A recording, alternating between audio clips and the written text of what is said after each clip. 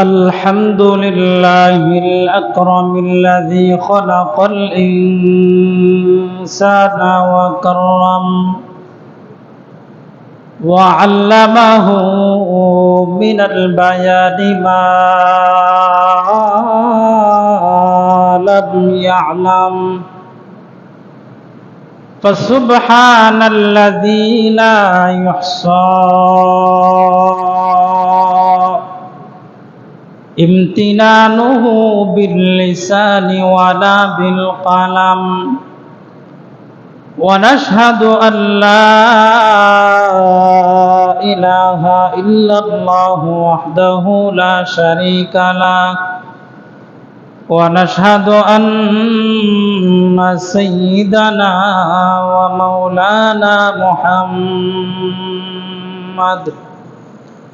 ومولانا محمدا عبده ورسوله الذي أرسله الله تعالى بالحق بشيرا ونذيرا وداعيا إلى الله بإذنه وسراجا منيرا أما بعد فأعوذ بالله من الشيطان الرجيم بسم الله الرحمن الرحيم يا أيها الذين آمنوا لا تقدموا بين يدي الله ورسوله واتقوا الله إن الله سميع عليم يا أيها الذين آمنوا لا ترفعوا أصواتكم فوق صوت النبي ولا تجهروا له بالقول كجهر بعضكم لبعض أن تحبط أعمالكم وأنتم لا تشعرون إن الذين ينادونك من وراء الحجرات أكثرهم لا يعقلون ولو أنهم صبروا حتى تخرج إليهم لكان خيرا لهم والله غفور رحيم عن عمر بن الخطاب رضي الله تعالى عنه قال ذات يوم إذ طلع علينا رجل شديد بياض الثياب إلى آخر الحديث صدق الله مولانا العظيم وصدق رسوله النبي الكريم ونحن على ذلك من الشاهدين والشاكرين والذاكرين والحمد لله رب العالمين وقال تعالى في شان حبيبه ومعشوقه مخبرا وآمرا إن الله وملائكته يصلون على النبي يا أيها الذين آمنوا صلوا عليه وسلموا تسليما আমরা সকলে মিলে দুরূদ ইব্রাহিম পড়ি اللهم صل على محمد وعلى آل محمد كما صليت على إبراهيم وعلى آل إبراهيم إنك حميد مجيد اللهم بارك على محمد وعلى آل محمد كما باركت على إبراهيم وعلى آل إبراهيم إنك حميد مجيد يا صاحب الجمال ويا سيد البشر من وجهك المنير لقد نور القمر بلغ العلا بكماله كشف الدجى بجماله حسنت جميع خصاله صلوا عليه وآله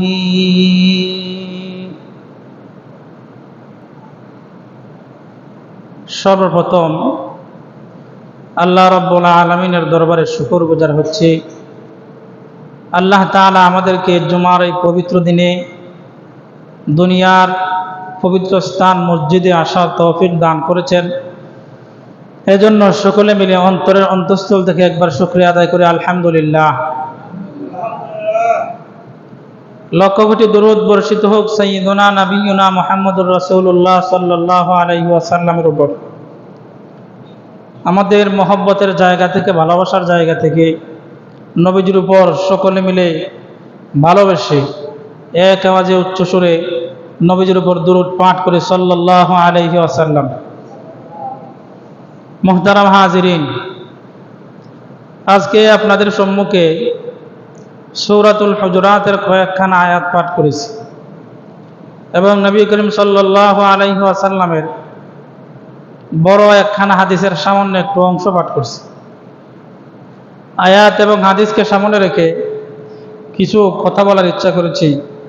আল্লাহ যেন আপনাদেরকে এবং আমাকে আমল এবং ইখলাসের নিয়তে বলার এবং শোনার তৌফিক দান করেন। সকলে বলেন আমিন।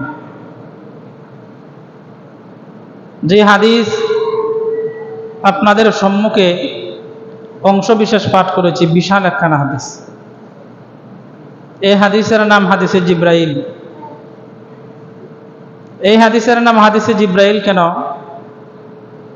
কারণ এই হাদিস শরীফে এই হাদিস যখন অবতীর্ণ হয় তখন নবী করিম সাল্লাল্লাহু আলাইহি ওয়াসাল্লামের দরবারে হযরত জিব্রাইল আলাইহিস সালাতু ওয়াস সালাম মানুষের অবস্থায়, মানুষের আকৃতিতে রাসূলের দরবারে উপস্থিত হয়েছেন। এজন্যই হাদিসকে হাদিসে জিব্রাইল বলা হয়। পবিত্র কুরআনুল মাজিদে সূরা ফাতিহা যেমনভাবে গুরুত্বপূর্ণ, সূরা ফাতিহা কোরআনের যেমন ভূমিকা রাখে, তেমনি ভাবে সমস্ত হাদিসের মধ্যে এই হাদিসে জিব্রাইল সূরা ফাতিহার মতো ভূমিকা রাখে। হাদিসে হযরত জিব্রাইল আলাইহিস সালাতু ওয়াস সালাম রাসূলের কাছে আগমন করেছিলেন মানুষের আকৃতিতে। কেন রাসূলের দরবারে হযরত জিব্রাইল আলাইহিস সালাতু ওয়াস সালাম মানুষের আকৃতিতে আগমন করেছিলেন? কারণ কিছু বিষয় সাহাবায়ে কেরামদেরকে শিক্ষা দেওয়ার জন্য হযরত জিব্রাইল আলাইহিস সালাতু ওয়াস সালাম মানুষের আকৃতিতে রাসূলের দরবারে উপস্থিত হয়েছিলেন। মুহতারাম হাজিরিন, সূরা হুজুরাতের কয়েকখানা আয়াত পাঠ করছি। এই আয়াতের সারমর্ম হচ্ছে আল্লাহ তাআলা বলেন, ইয়া আইয়ুহাল্লাযীনা আমানু লা তুকদ্দিমু বাইনা ইয়াদাইল্লাহি ওয়া রাসূলিহি ওয়াত্তাকুল্লাহ। হে ঈমানদারেরা, আল্লাহ এবং রাসূলের সম্মুখে,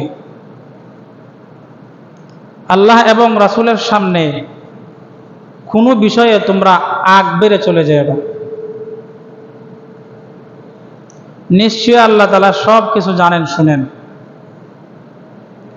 ইয়া আইয়ুহাল্লাযীনা আমানু লা তারফাউ আসওয়াতাকুম ফাওকা সাওতিন নবী ওয়া লা তাজহারু লাহু বিল কওল কাজহারি বা'দিকুম লিবা'দিন আন তাহবাতা আ'মালুকুম ওয়া আনতুম লা তাশউরুন। এই আয়াতে আল্লাহ তাআলা বলেন, হে ঈমানদারেরা, তোমরা তোমাদের আওয়াজ নবীর আওয়াজের চেয়ে উঁচু করো না। অর্থাৎ নবীজির সম্মুখে যখন তোমরা কথাবার্তা বলবা তখন তোমাদের আওয়াজ এত উচ্চস্বরে নিয়ে যেও না যেমনভাবে তোমরা পরস্পরে উচ্চ সুরে উচ্চ আওয়াজে কথাবার্তা বলো। কথাবার্তা বললে হবে কি, যদি নবীজির সম্মুখে উচ্চ বাক্যে কথা বলা হয় তাহলে ক্ষতি কি? আল্লাহ বলেন তোমাদের আমল নষ্ট হয়ে যাবে তোমাদের অজান্তে, তোমরা বলতেও পারবে না। ইন্নাল্লাযীনা ইউনাদুনাকা মিন ওয়ারাইল হুজুরাতি আকসারুহুম লা ইয়াকিলুন। এই আয়াতে আল্লাহ তাআলা নবীজিকে বলেন ইন্নাল্লাযীনা ইউনাদুনাকা মিন ওয়ারাইল হুজুরাত, যারা কামরার বাহিরে থেকে আপনাকে আহ্বান করে, আপনাকে ডাকে, নিঃসন্দেহে তারা নির্বুধ কাণ্ডজ্ঞানহীন। ওয়ালাউ আন্নাহুম সাবারু হাত্তা তাখরুজা ইলাইহিম লাকানা খায়রাল লাহুম।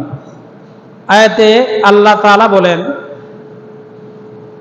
তারা যদি ধৈর্য ধারণ করত, সবর করত, একটু অপেক্ষা করত আপনি কামরা থেকে বের হওয়ার আগ পর্যন্ত, তাহলে তাদের জন্য এটা অনেক উত্তম হতো, অনেক ভালো হতো, এটা তাদের জন্য উত্তম কাজ হতো।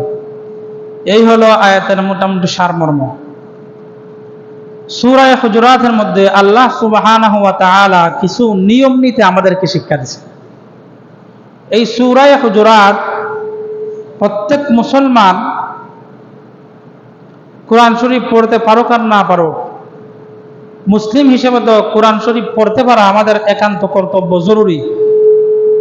তবুও কোরআনের প্রতি অবহেলার কারণে আমাদের মুসলমানের সমাজে, আমাদের মুসলিম সমাজে অনেক ছেলেমেয়েরা কোরআন পড়তে পারে না। এমনকি ছেলেমেয়েদের বাবা মারা তারাও কোরআন পড়তে পারে না। কোরআন পড়বে দূরের কথা, কোরআনের সাথে তাদের সম্পর্কই নাই, কোরআনের সাথে দূরত্ব বেড়ে গেছে। প্রত্যেক মুসলমানের কর্তব্য হলো কমপক্ষে সূরা হুজুরাতের যে অনুবাদ আছে এই অনুবাদগুলো প্রতিদিন পড়া। একটা প্রেক্ষাপটে আল্লাহ সুবহানাহু ওয়া তাআলা এই সূরা হুজুরাতের এই আয়াতগুলো নাজিল করেছেন। প্রেক্ষাপট কি, কেন আল্লাহ নাজিল করলেন? গরমের দিন দুপুরবেলা, আরব দেশে তো এমনিতেই গরম, বালুরাশি, মরুভূমি, গরমের শেষ নাই। রাসূল সাল্লাল্লাহু আলাইহি ওয়াসাল্লাম দুপুরবেলা হুজরার মধ্যে তিনি কাইলুলা করতেছিলেন, হুজরার মধ্যে অবস্থান করতেছিলেন। এমন সময় রাসূল সাল্লাল্লাহু আলাইহি ওয়াসাল্লামের দরবারে কতগুলো লোক আসলো। ওই লোকগুলো রাসূল সাল্লাল্লাহু আলাইহি ওয়াসাল্লামের দরবারে আসার পর তো রাসূলের কামরার রুমের দরজা তো লাগানো, রাসূল ভিতরে অবস্থান করতেছেন, শুয়ে আছেন, এই গরমের দিন বের হইতেছেন না। যেই মানুষগুলা রাসূলের দরবারে আসছে আয়েশা দেখে রাসূলের রুমের দরজা বন্ধ করা, তারা কি করলো, হে মুহাম্মদ, ইয়া মুহাম্মদ, ইয়া মুহাম্মদ উখরুজ ইলাইনা বলতে লাগলো, হে মুহাম্মদ তুমি আমাদের নিকট বের হয়ে আসো। তারা এইভাবে নবীজিকে ডাকতে লাগলো। যারা নবীজির কাছে আইসা এমন ভাবে নবীজিকে ডাকতেছে নাম ধরে যে হে মুহাম্মদ তুমি আমাদের কাছে বের হয়ে আসো, তারা ছিল নতুন মুসলমান, তারা নতুন মুসলমান ছিল। ইসলামের রীতিনীতি তারা জানতো না, ইসলামের রীতিনীতি সম্পর্কে তারা ছিল অজ্ঞ, তাদের এ বিষয়ে কোনো জ্ঞান ছিল না। নবীজিকে কেমন করে সম্বোধন করতে হয়, নবীজির সামনে কেমন ভাবে চলাফেরা করতে হয়, কেমন ভাবে সম্মান দিতে হয়, এ বিষয়ে তারা ছিল অজ্ঞ, তারা বিষয়টা জানতো না। তো নতুন মুসলমান হওয়ার কারণে তারা নবীজিকে ইয়া মুহাম্মদ বলে ডাকতে লাগলো, নবীজিকে নাম ধরে রাখতেছে।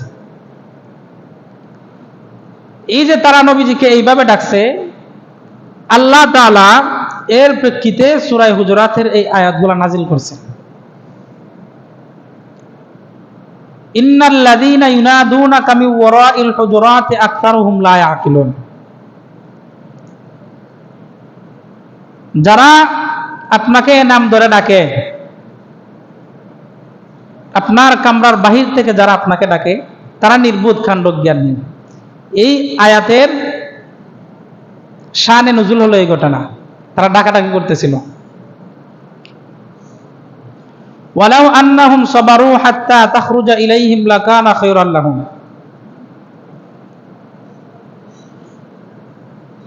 তারা যদি ধৈর্য ধারণ করত, তারা যদি অপেক্ষা করত, একটু সবর করত, আপনি বাইরে বের হওয়ার আগ পর্যন্ত তারা যদি চুপ থাকতো, তাহলে তাদের জন্য এটা অনেক ভালো হতো। তো নবীজিকে ডাকার কারণে নবীজি বের হয়ে আসছিলেন। তারা ডেকে রাসূলকে বের করছে, রাসূল ইচ্ছা করে ঘর থেকে বের হন নাই, তাদের ডাকের কারণে রাসূল বের হয়ে আসছে। ওই যে বের হয়ে আসছেন রাসূলের ইচ্ছা ছাড়া, ওই এর পরিপ্রেক্ষিতে আল্লাহ তাআলা এই আয়াত নাজিল করছে। এবার 2 নাম্বার আয়াত, যে তোমরা তোমাদের আওয়াজকে রাসূলের আওয়াজের চেয়ে উঁচু করো না, তোমাদের আওয়াজ রাসূলের আওয়াজের উপরে নিয়ে যেও না। অর্থাৎ রাসূলের সামনে তোমরা উঁচু আওয়াজে কথা বলো না, তোমরা পরস্পরে যেইভাবে কথা বলো এভাবে তোমরা রাসূলের সামনে কথা বলিও না। কেন বলবা না? কারণ তোমরা যদি রাসূলের সম্মুখে উচ্চ বাক্যে কথা বলো, তোমরা যদি উঁচু আওয়াজে কথা বলো, তাহলে তোমাদের অজান্তেই তোমাদের আমল সমূহ নষ্ট হয়ে যাবে। এই আয়াতের শানে নুজুল হলো,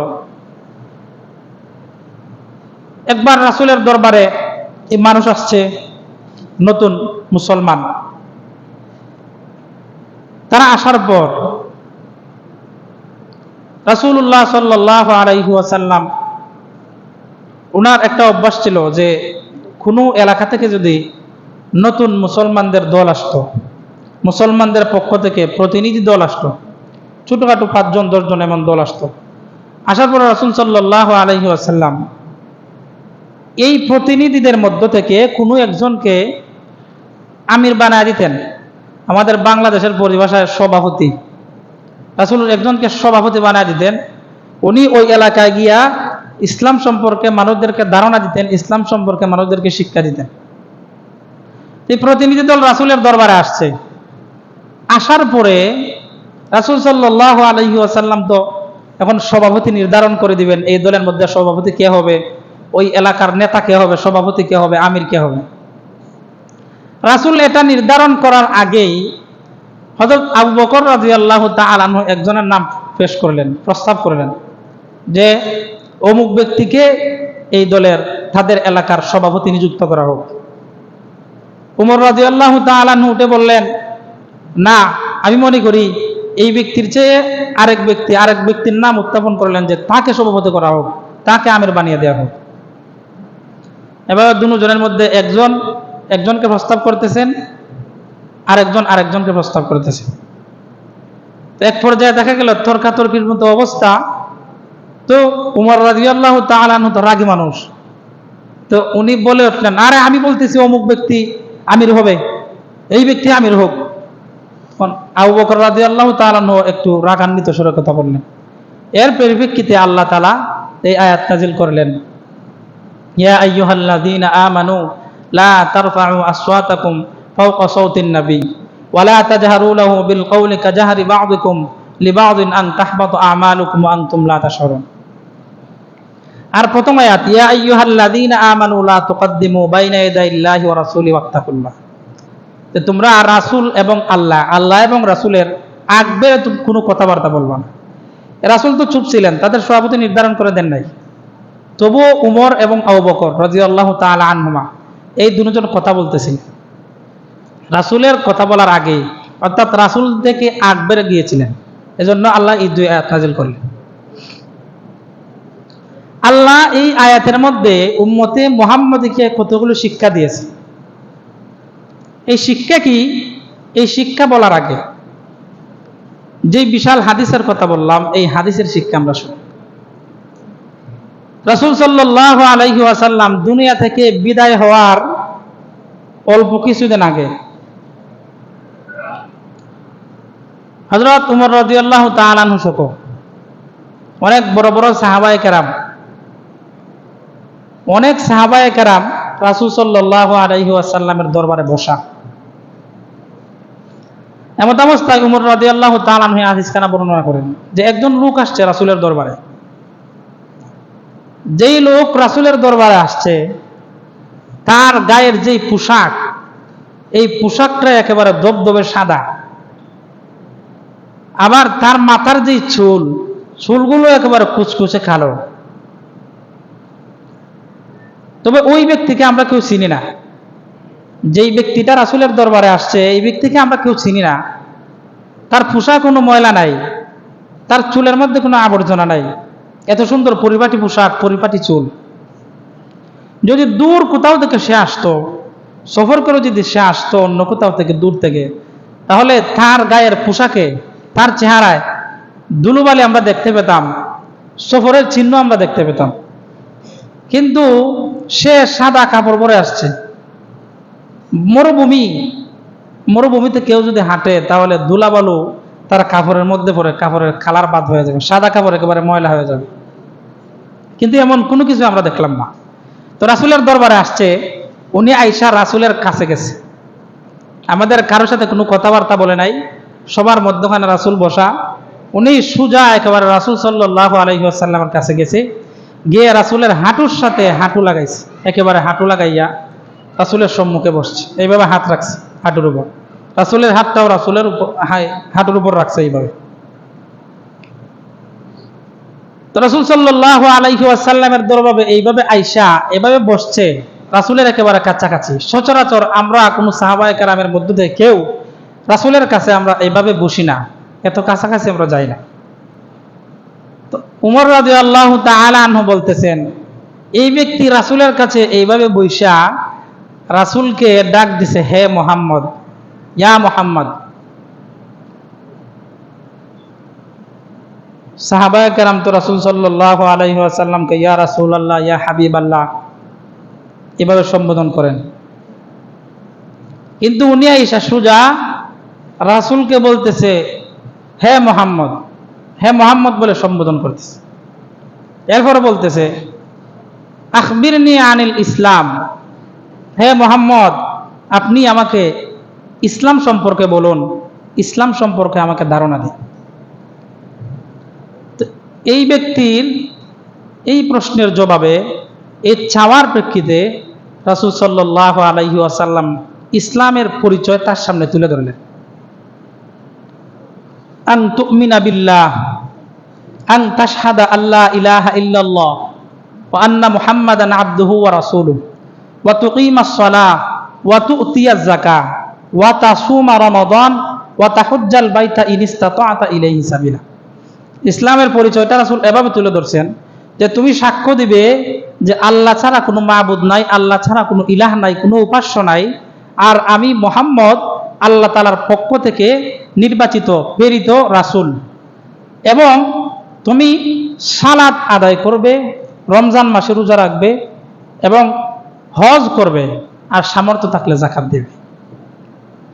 অর্থাৎ ইসলামের যে 5টা স্তম্ভ আছে, 5টা মূল ভিত্তি আছে, এই 5টা জিনিস রাসূল এই ব্যক্তিকে বললেন। ওই ব্যক্তি তো জানে না, আগন্তুক মানুষ, যে জানি না জানার জন্য প্রশ্ন করছে, এইভাবে রাসূলকে প্রশ্ন করেছে আমাকে ইসলাম সম্পর্কে বলুন। রাসূল যখন ইসলামের পরিচয় তুলে ধরলেন তার সামনে, তখন ওই ব্যক্তি বলতেছে যে আপনি সত্য বলেছেন। জানার জন্য প্রশ্ন করছে, আবার বিজ্ঞের মতো রাসূলের কথাকে সত্যায়ন করছে যে আপনি সত্য বলছেন। এর মানে বোঝা যায় যে ওই ব্যক্তি আগে থেকেই কথাগুলো জানতো যে ইসলাম কাকে বলে। তো সাহাবায়ে কেরাম তাজ্জুব হয়ে গেলেন, আরে এই ব্যক্তি দেখলাম আসলো ইসলাম সম্পর্কে জানে না, ইসলাম কি। আবার রাসূল যখন ইসলামের পরিচয় তুলে ধরলেন তখন ওই ব্যক্তি আবার রাসূলকে সত্যায়ন করতেছে যে হ্যাঁ আপনি সত্য বলছেন।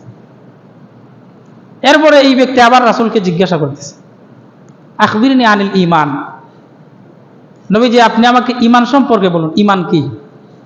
রাসূল সাল্লাল্লাহু আলাইহি ওয়াসাল্লাম ঈমানের পরিচয় এভাবে তুলে ধরলেন, আন তুমিনা বিল্লাহি ওয়া মালাইকাতিহি ওয়া কুতুবিহি ওয়া রুসুলিহি ওয়া তুমিনা বিল কদরি খাইরিহি ওয়া শাররিহি। এক নাম্বার, তুমি আল্লাহ তাআলাকে বিশ্বাস করবে, আল্লাহর প্রতি ঈমান আনবে। 2 নাম্বার, তার যে ফেরেশতা আছে ফেরেশতার প্রতি ঈমান আনবে। 3 নাম্বার, তার যে আসমানি কিতাবসমূহ আছে এই কিতাবসমূহের উপর ঈমান আনবে। 4 নাম্বার, তার যে নবী রাসূল কোন আছেন তাদের উপর দিয়ে ঈমান আনবে। 5 নাম্বার আখিরাতের দিবসের প্রতি ঈমান আনবে। 6 নাম্বার তাকদীরে যা কিছু আছে এর উপর ঈমান আনবে।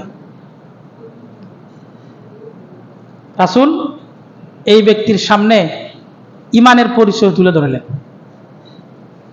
এবার এই ব্যক্তি আবার বলতেছে, হ্যাঁ আপনি সত্য বলেছেন। এরপর রাসূল সাল্লাল্লাহু আলাইহি ওয়াসাল্লামকে আবার প্রশ্ন করতেছে, আখবিরনি আনিল ইহসান, আপনি আমাকে ইহসান সম্পর্কে বলুন।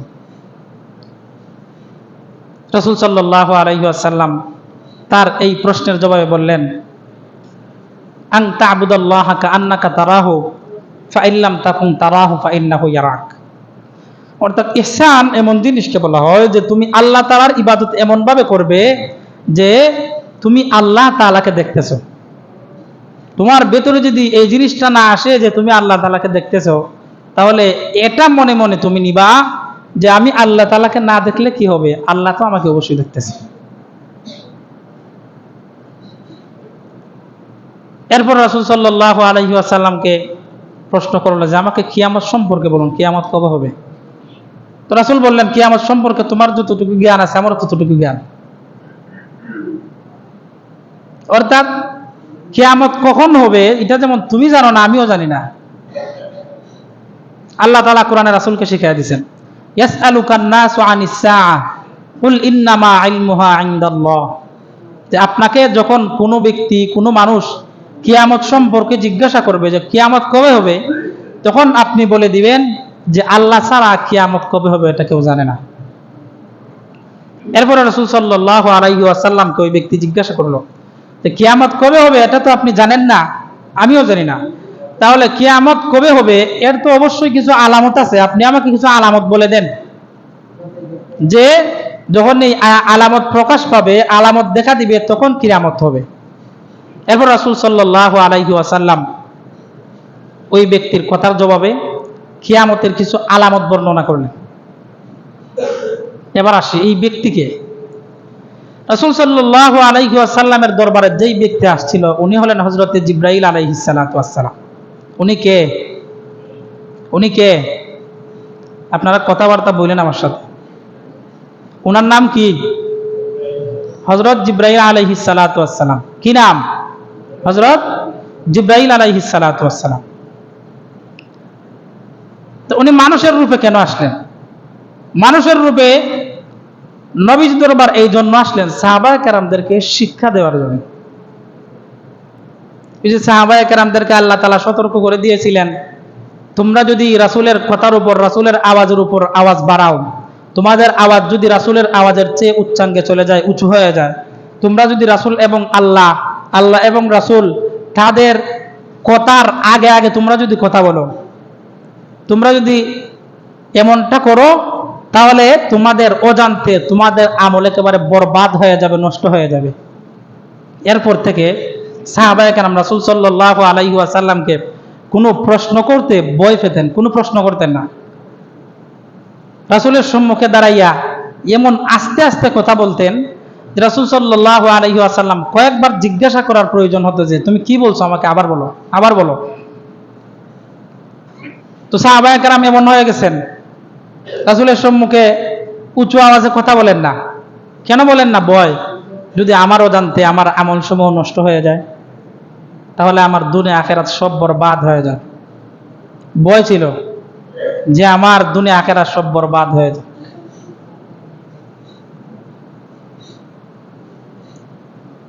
রাসূল সাল্লাল্লাহু আলাইহি ওয়াসাল্লামকে কিভাবে প্রশ্ন করতে হবে, রাসূলের দরবারে কিভাবে অবস্থান করতে হবে, কিভাবে বসতে হবে, এটা শিক্ষা দেওয়ার জন্য হযরত জিবরাইল আলাইহিস সালাতু ওয়াস সালামকে আল্লাহ তাআলা মানুষের রূপ দিয়া রাসূল সাল্লাল্লাহু আলাইহি ওয়াসাল্লামের দরবারে পাঠাইছিলেন।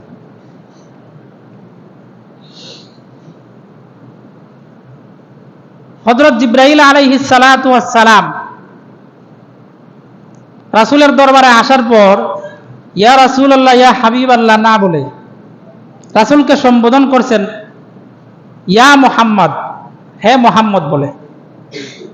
অথচ আল্লাহ তাআলা রাসূলের উম্মত তো দূরের কথা, আল্লাহ তাআলা স্বয়ং কোরআনের কোন জায়গায় রাসূল সাল্লাল্লাহু আলাইহি ওয়াসাল্লামের নাম ধরে সম্বোধন করেননি, ইয়া মুহাম্মদ বলে কখনো সম্বোধন করেননি। কোরআনের কোনো আয়াতে এটা নাই। কি বলে সম্বোধন করেছেন? রাসূলের উপাধি দ্বারা রাসূলকে সম্বোধন করেছেন। ইয়া আইয়ুহাল মুজাম্মিল, ইয়া আইয়ুহাল মুদ্দাসসির, ইয়া আইয়ুহান নাবিয়্যু। এইভাবে রাসূলের উপাধি দ্বারা রাসূল সাল্লাল্লাহু আলাইহি ওয়াসাল্লামকে আল্লাহ তাআলা সম্বোধন করেছেন, রাসূলের নাম নিয়ে কখনো সম্বোধন করেননি। এখান থেকে শিক্ষা হলো, উম্মত যখন রাসূলকে সম্বোধন করবে, রাসূলকে আহ্বান করবে, তখন রাসূলের উপাধি দ্বারা ডাকবে, রাসূলের নাম নিয়ে রাসূলকে সম্বোধন করবে না, রাসূলের নাম নিয়ে রাসূলকে ডাকবে না। উম্মতের জন্য শিক্ষা। রাসূলকে কেমন করে ডাকতে হবে, এই ডাক রাসূল সাল্লাল্লাহু আলাইহি ওয়াসাল্লাম তাশাহুদের মধ্যে শিক্ষা দিয়েছেন। আসসালামু আলাইকা আইয়ুহান নাবিয়্যু ওয়া রাহমাতুল্লাহি ওয়া বারাকাতুহু। আগে সালাম দিছেন, পরে উপাধি ধরে সম্বোধন করছেন। তো জিবরাইল আলাইহিস সালাতু ওয়াস সালাম রাসূলের দরবারে আসলেন, রাসূলকে ইয়া মুহাম্মদ বলে ডাক দিলেন। অথচ আল্লাহ তাআলাও রাসূলকে কখনো ইয়া মুহাম্মদ বলে ডাক দেন কেন? আল্লাহর রাসূলের নাম ধরে রাসূলকে ডাক দেন না, কিন্তু জিবরাইল রাসূলকে ইয়া মুহাম্মদ বলে ডাক দিয়েছেন কেন? এর কারণ হলো, আল্লাহ তাআলা যে কুরআন নাজিল করছেন, এই কুরআন এর যে বিধিবিধানগুলো আছে, এই বিধিবিধানগুলা ফেরেশতাদের জন্য না। এই কুরআন নাজিল করছেন মানুষের জন্য এবং জিন জাতির জন্য। কার জন্য? মানুষের জন্য এবং কার জন্য? জিন জাতির জন্য। সুতরাং কুরআনের মধ্যে যে বিধিবিধানগুলো আছে, এই বিধিবিধানের আওতাধীন থাকবে জিন এবং মানুষ। এর আওতাধীন কোনো ফেরেশতা হবে না। ফেরেশতা এর আওতার বাইরে, এই সীমানার বাইরে।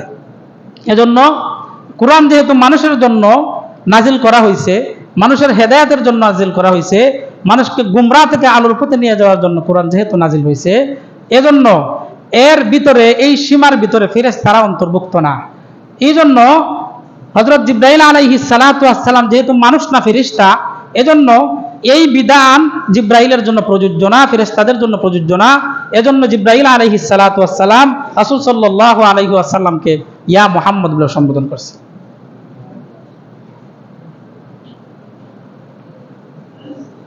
এবার আয়াতের শিক্ষা। কুরআন আল্লাহ তাআলা নাজিল করছেন সর্বযুগের, সর্বলোকের, সর্বক্ষেত্রে সব সমস্যার সমাধান হিসেবে আল্লাহ কুরআন নাজিল করছে। কুরআন কি শুধু সাময়িক সময়ের জন্য নাজিল হয়েছে, নাকি কিয়ামতের আগ পর্যন্ত যত সমস্যা আসবে সব সমস্যার সমাধান হিসেবে কুরআন নাজিল হয়েছে? সব সমস্যার সমাধান হিসেবে কুরআনে আল্লাহ নাজিল করছেন। সব সমস্যার সমাধান কোরআনের মধ্যে আছে। কোরআন শুধু সাময়িক সময়ের জন্য নাজিল হয় নাই। রাসূল যতদিন আছেন ততদিন পর্যন্ত কোরআনের এই বাণী, কোরআনের যে বিধিবিধান এগুলো চলবে, এরপরে আর চলবে না এমন না। যখন থেকে কোরআন নাজিল হয়েছে ওই সময় থেকে নিয়ে এর বিধানগুলা কিয়ামতের আগ পর্যন্ত কার্যকর হতে থাকবে। এবার রাসূল সাল্লাল্লাহু আলাইহি ওয়াসাল্লামকে উদ্দেশ্য করে আল্লাহ তাআলা বলেছিলেন, ইন্নাল্লাযীনা ইউনাদুনাকা মিন ওয়ারাইল হুজুরাতি আকসারুহুম লা ইয়াকিলুন। যারা আপনাকে হুজরার বাহির থেকে সম্বোধন করে, আপনার নাম ধরে ডাকে, তারা নিঃসন্দেহে তারা অজ্ঞ, মূর্খ, কাণ্ডজ্ঞানী, তাদের কাণ্ডজ্ঞান নাই।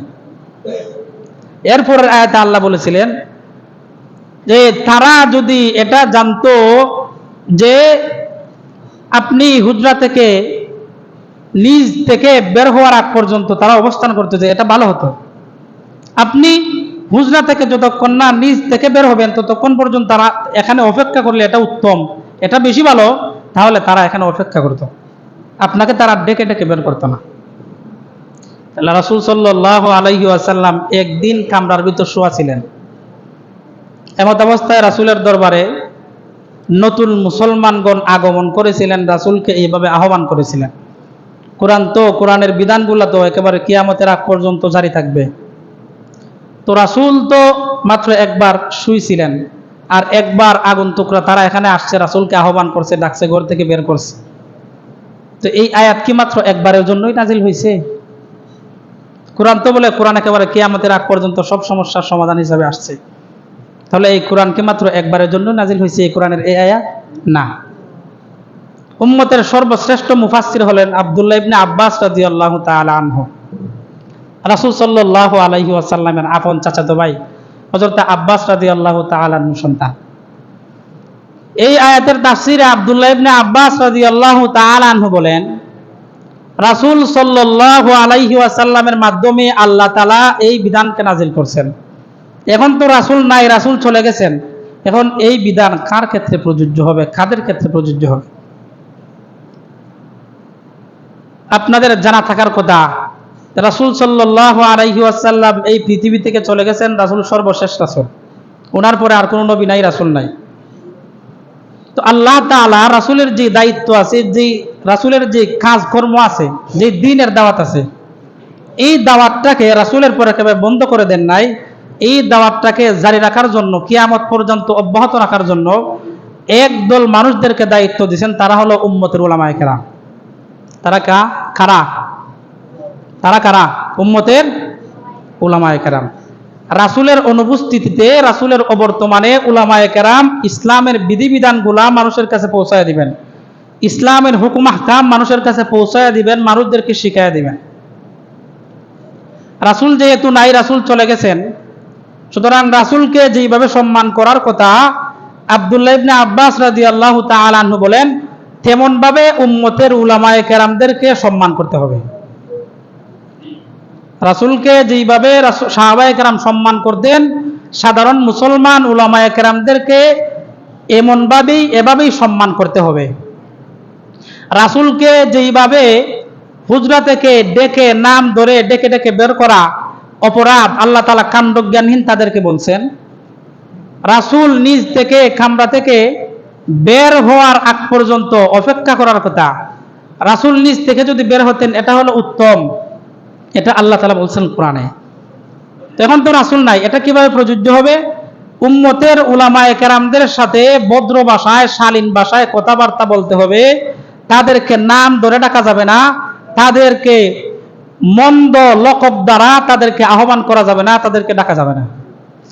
কোনো উলামায়ে কেরাম যদি কোনো জায়গায় অবস্থান করেন, তাহলে আদবের সহিত তাদের কাছে যেতে হবে, ডাক দিলে আদবের সহিত ডাকতে হবে। তাদেরকে কামরা থেকে বের করার জন্য অমুককে নিয়ে আসেন, অমুক আসেন, তমুক আসেন, আপনি উপরে চলে, আপনি কি করেন এখানে বসে, আপনি বসে আছেন কেন, আপনি এখানে আসেন, আপনাকে আমি ডাকতেছি, আপনি আমার কথা শুনেন না, এমন কোনো কথাবার্তা উলামায়ে কেরামদেরকে বলা যাবে না। তারা রাসূলকে যেইভাবে ডাকার কারণে আল্লাহ তাআলা কাণ্ডজ্ঞানহীন বলে তাদেরকে সম্বোধন করছেন, তাদের দুষ্টা বর্ণনা করেছেন, তারা কাণ্ডজ্ঞানহীন। যদি উম্মতের উলামায়ে কেরামের সাথে কোনো ব্যক্তি এমন আচরণ করে, তাহলে আল্লাহ তাআলার পরিভাষায় তারাও কাণ্ডজ্ঞানহীন। এটা আমার কথা না, আব্দুল্লাহ ইবনে আব্বাস রাদিয়াল্লাহু তাআলা আনহু উম্মতের সর্বশ্রেষ্ঠ মুফাসসিরের কথা। তাহলে ইমাম সাহেব, মুয়াজ্জিন সাহেব, হাফিজ সাহেব, এরপরে বক্তা সাহেব, খতিব সাহেব যারা আছে, যে কোনো হুজুর, আল্লাহ তাআলা কিন্তু উলামায়ে কেরামের বিচার করবে পর্দার আড়ালে নিয়া। সাধারণ মানুষকে পর্দার বাহিরে, আর উলামায়ে কেরামের বিচার করবেন পর্দার ভিতরে। আল্লাহ কোরআন এক আয়াতে বলছেন, ইন্নামা ইয়াখশাল্লাহা মিন ইবাদিল উলামা। আল্লাহ তাআলার যদি কেউ প্রকৃতপক্ষে ভয় করে, তাহলে উলামায়ে কেরাম ভয় করে। তাহলে উলামায়ে কেরাম যারা আছে, তাদের সাথে এমন কোনো আচরণ করা যাবে না, যেই আচরণ করার কারণে আল্লাহ তাআলার এই যে কথা, কাণ্ডজ্ঞানহীন মূর্খ, এই মূর্খতা যাতে আমার উপর পড়ে যায়, আমি যাতে এই আয়াতের আওতাভুক্ত না হই। এজন্য যুগের উলামায়ে কেরামের সাথে কথাবার্তা বলতে হলে শালীন ভাষায়, নম্র ভাষায়, ভদ্র ভাষায় ডাকতে হলে নাম না ধরে উত্তম লকব দ্বারা তাদেরকে ডাকতে হবে। একটা কথা বলে, মানুষের মুখ এটা যতক্ষণ বন্ধ থাকে ততক্ষণ এটা স্বর্ণের দোকান, আর যদি এটা খুলে তাহলে এটা কয়লার দোকান। খোলার পর বোঝা যায় এটার ভিতরে স্বর্ণ আছে নাকি কয়লা আছে। এজন্য আমাদের মুখ সাবধান করতে হবে, আমাদের চলাফেরা আমাদের নিয়ন্ত্রণে আনতে হবে। তো আল্লাহ তাআলা আমাদেরকে যেন এই আয়াতকে সামনে রেখে উলামায়ে কেরামদেরকে সম্মান করে, তাদের ইজ্জত মর্যাদা যতটুকু দেওয়ার ততটুকু দিয়ে আল্লাহ তাআলা যেন আমাদেরকে চলার তৌফিক দান করেন।